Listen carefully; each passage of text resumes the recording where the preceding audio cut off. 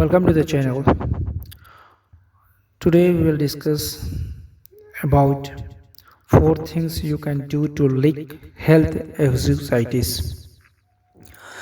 The best vaccine against health anxieties consists of these four doses. Refuse to talk about your health. The more you talk about an ailment, even the common cold, the worse it seems to get. Talking about bad health is like putting fertilizer on weeds. Besides, talking about your health is a bad habit. It bores people. It makes one appear self centered and old maidish. Success minded people defeat the natural tendency to talk about their bad health. One may, and let me emphasize the word may, get a little sympathy, but one doesn't get respect and loyalty by being a chronic complainer. Number two, refuse to worry about your health. Dr. Walter Alvarez, emeritus consultant to the world famous Mayo Clinic, wrote recently, I always beg worries to exercise some self control. For instance, when I saw this man, a fellow who was convinced he had a diseased gallbladder, although eight separate X-ray examinations showed that the organ was perfectly normal. I begged him to quit getting his gallbladder X-rayed. I have begged hundreds of heart-conscious to men to quit getting electrocardiograms made. Number three, be genuinely grateful that your health is as good as it is. There's an old saying worth repeating often. I felt sorry for myself because I had ragged shoes until I met a man who had no feet. Instead of complaining about not feeling good, it's far better to get glad you are as healthy as you are. Just being grateful for the health you have is powerful vaccination against developing new ages, pains, and real illness. Number four, remind yourself often. It's better to wear out than rest out. Life is yours to enjoy. Don't waste it. Don't pass up living by thinking yourself into a hospital bed. Second, now come to the second form of exercises. But you have got to have brains to succeed. Intelligence exercises, or I like brains, is common. In fact, it's so common that perhaps as many as 95% of the people around us have it in varying degrees. Unlike most other types of societies, people suffering from this particular type of the malady suffer in silence. Not many people will admit openly that they think they like educate intelligence. Rather, they feel it deep down inside. Most of us take the two basic errors with respect to intelligence. Number one, we underestimate our own brain power, and number two, we overestimate the other fellow's brain power. Because of these errors, many people sell themselves short. They fail to tackle challenging situation because it takes a brain. But along comes the fellow who isn't concerned about intelligence, and he gets the job. What really matters is not how much intelligence you have, but how you use what you do have. The thinking that guides your intelligence is much more important than the quantity of your brain power. Let me repeat, for this is vitally important. The thinking that guides your intelligence is much more important than how much intelligence you may have. In answering the question, should your child be a scientist? Dr. Edward Taylor, one of the nation's foremost physicists, said a child does not need a lightning fast mind to be a scientist, nor does he need a miraculous memory, nor it is necessary that he get very high grades in school. The only point that counts is that the child have a high degree of interest in science. Interest, enthusiasm is the critical factor even in science. With a positive, optimistic, and cooperative attitude, a person with an IQ of 100 will earn more money, win more respect, and achieve more success than a negative, pessimistic, uncooperative individual with an IQ of 120. Just enough sense to stick with something, a core task project until it's completed pay off much better than idle intelligence, even if idle intelligence be of genius caliber.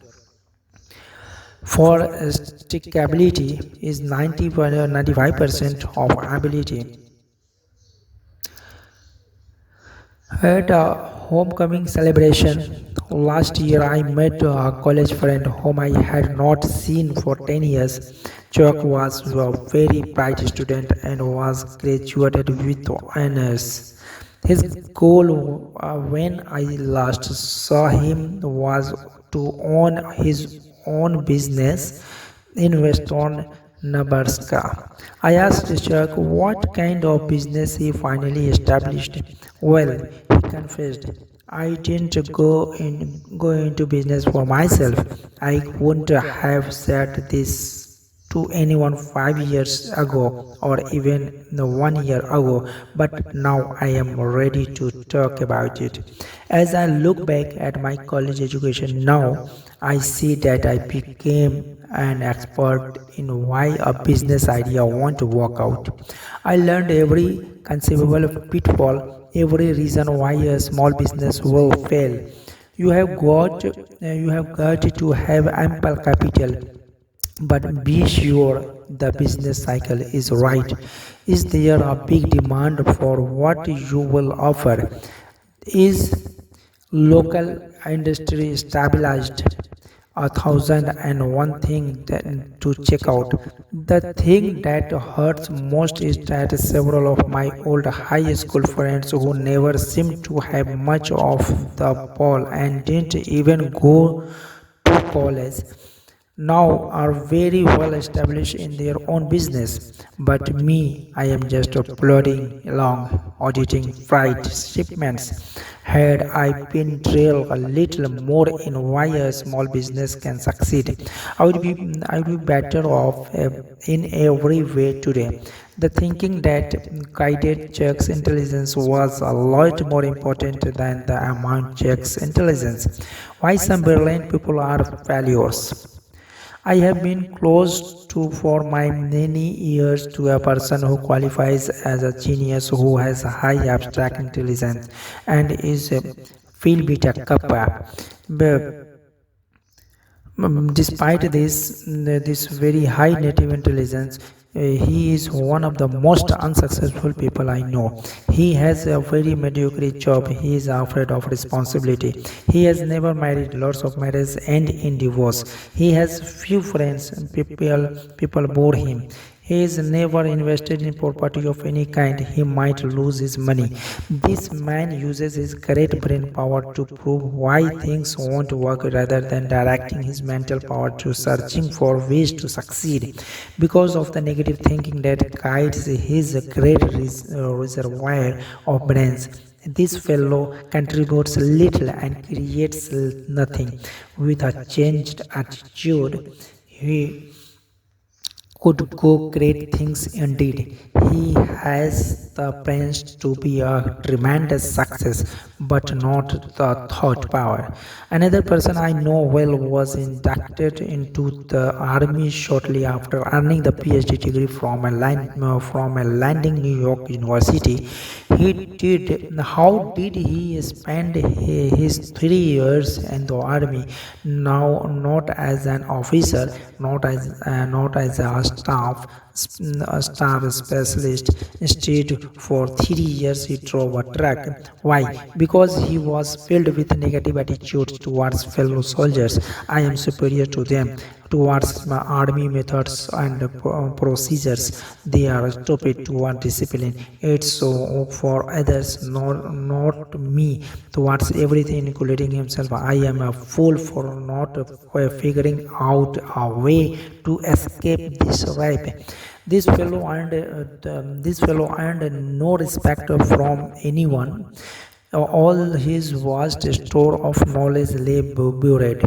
His negative attitudes turned him into a flunky. Remember, the thinking that guides your intelligence is much more important than how much intelligence you have. Not even a PhD degree can override this basic success principle. Several years ago, I became a close friend of Philip, one of the senior officers, a major advertising agency. Phil was director of marketing research for the agency and he was doing a bang up job. Why Phil a brain? Far from it. Phil knew next to nothing about research technique. He knew next to nothing about statistics. He was not a college graduate, although all the people working for him were, and Phil did not pretend to know the technical side of research. What then enabled Phil to command $30,000 a year while not one of his subordinates earned $10,000. This Phil was a human engineer. Phil was 100% positive. Phil could inspire others when they felt low. Phil was enthusiastic. He generated enthusiasm. Phil understood people, and because he could really see what made them tick, he liked them. Not Phil's brains, but how he managed those brains made him this 3 times more valuable to his company than men who rated higher on the IQ scale. Out of every 100% who enroll in college, less than 50 will graduate. I was curious about this, so I asked a director of admissions at a large university for his explanation. It's not insufficient intelligence, he said. We don't admit them if they don't have sufficient ability, and it's not money. Anyone who wants to support himself in college today can do so. The real reason is attitudes. You would be surprised, he said, how many young people leave because they don't like their professors, the subjects they must take, and their fellow students. The same reason negative thinking explains why the door to top flight executive position is closed to many young junior executives. Sour, negative, pessimistic, or depreciating attitudes rather than insufficient intelligence hold back thousands of young executives. As one executive told me, it's a rare case when we pass up a young fellow because he lacks brains. Nearly always it's attitude. Once I was retained by an insurance company to learn why the top 25% of the agents were selling over 75% of the insurance, while the bottom 25% of the agents sold only 5% of total volume. Thousands of personal files were carefully checked. The search proved beyond any question that no significant difference existed in native intelligence. What's more, difference in education did not explain the difference in selling success.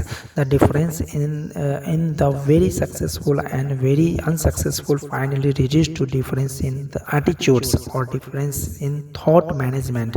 The top group worried less, was more enthusiastic, had a sincere liking for people. We can't do much to change the amount of native ability, but we can certainly change the way we use what we have. Now coming to the knowledge is power.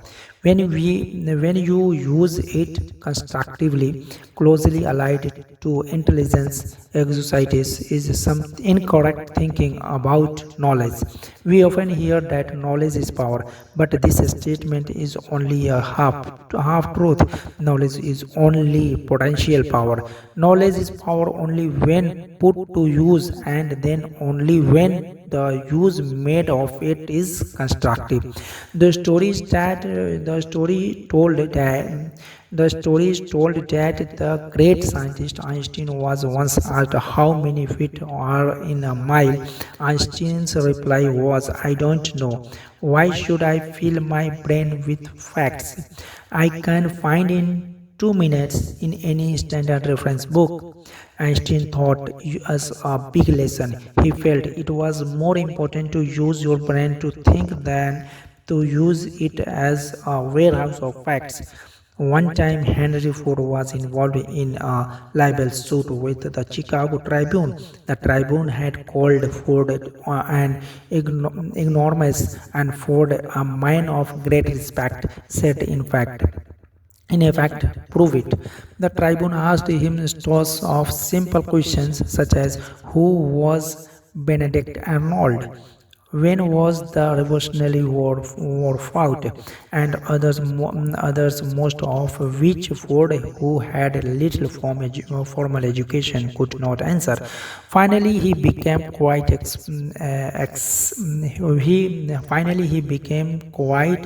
exasperated and said, I don't know the answers to those questions, but I could find a man in 5 minutes who does. Henry Ford was never interested in miscellaneous information. He knew what every major executive knows. The ability to know how to get information is more important than using the mind as a carriage for facts. How much is a fact man worth? I spent a very interesting evening recently with a friend who is president of a young but rapidly growing manufacturing concern. The TV set happened to be turned to one of the most popular quiz programs. The fellow being quizzed had been on the show for several weeks. How he could answer questions on all sorts of subjects, many of which seemed nonsensical. After the fellow answered a particularly odd question, something about a mountain in Argentina, my host looked at me and said, how much do you think I would pay that guy to work for me? How much? I asked. Not a cent over $3, not per week, not per month, but for life. I have sized him up. The expert can't think. He can only memorize. It's just a human encyclopedia, and I figure for $300 I can buy a pretty pretty good set of encyclopedias. In fact, maybe that's too much. 90% of what that guy knows I can find in $2 al- almanac. What I want around me, he continued, are people who can solve problems, who can think of ideas, people who can dream and then develop the dream into a practical application. An idea man can make money with me, a fact man can't. Thank you so much. In next session, we will talk about 3 ways to cure intelligence anxieties. Thank you so much. Subscribe our channel for updated information and share this content to other who can get benefited from this. Thank you.